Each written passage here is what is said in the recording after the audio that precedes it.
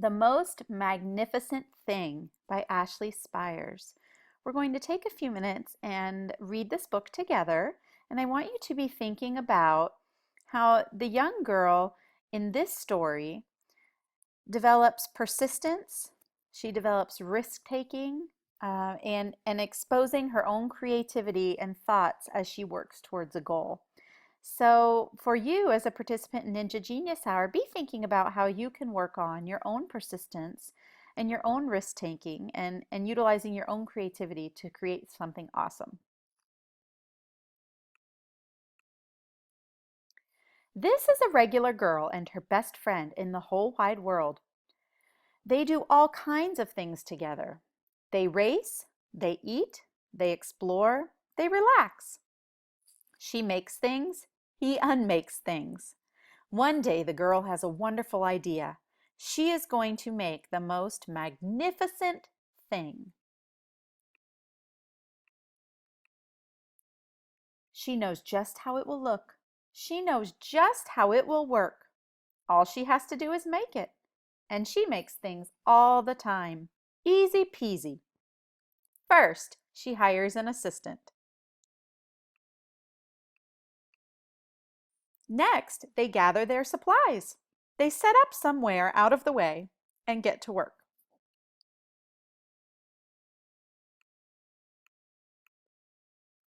The girl tinkers and hammers and measures, while her assistant pounces and growls and chews.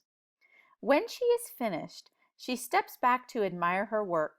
She walks around one side. Her assistant examines the other side. It doesn't look right. Her assistant picks it up and gives it a shake. It doesn't feel right either. They are shocked to discover that the thing isn't magnificent or good. It isn't even kind of sort of okay. It is all wrong. The girl tosses it aside and gives it another go. She smooths and wrenches and fiddles. Her assistant circles and tugs and wags. When she is finished, she stands up and takes a long look at it. Her assistant gives it a nudge with his paw. The thing is still wrong. She decides to try again. The girl saws and glues and adjusts.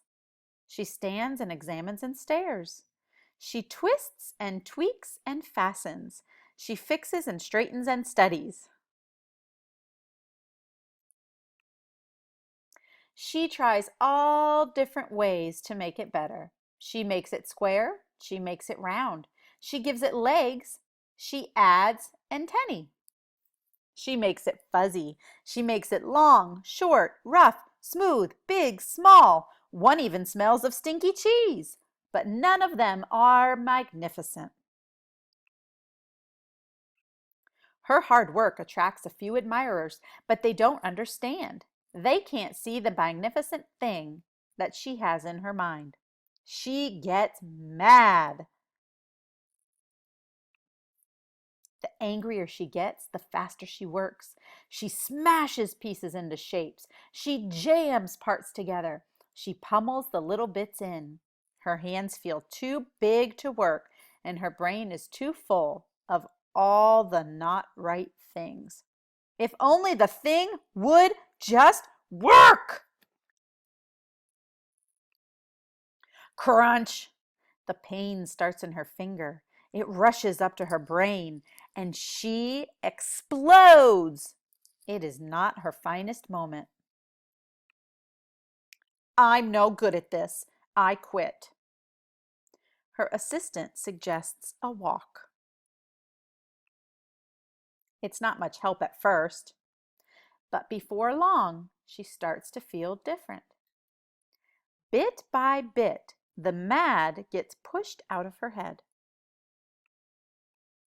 As they stroll along, she comes across the first wrong thing she made. The bad feelings are about to start all over again. Then she notices something surprising. There are some parts of the wrong things that are really quite right. The bolts on one, the shape of another, the wheel to seat ratio of the next. There are all sorts of parts that she likes.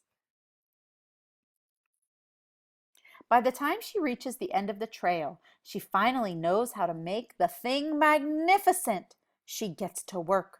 She works carefully and slowly, tinkering, hammering, twisting, fiddling, gluing, painting. Her assistant makes sure there are no distractions. This is the perfect thing to ward off bears. This will stop that leak. This one's all wet. The afternoon fades into evening.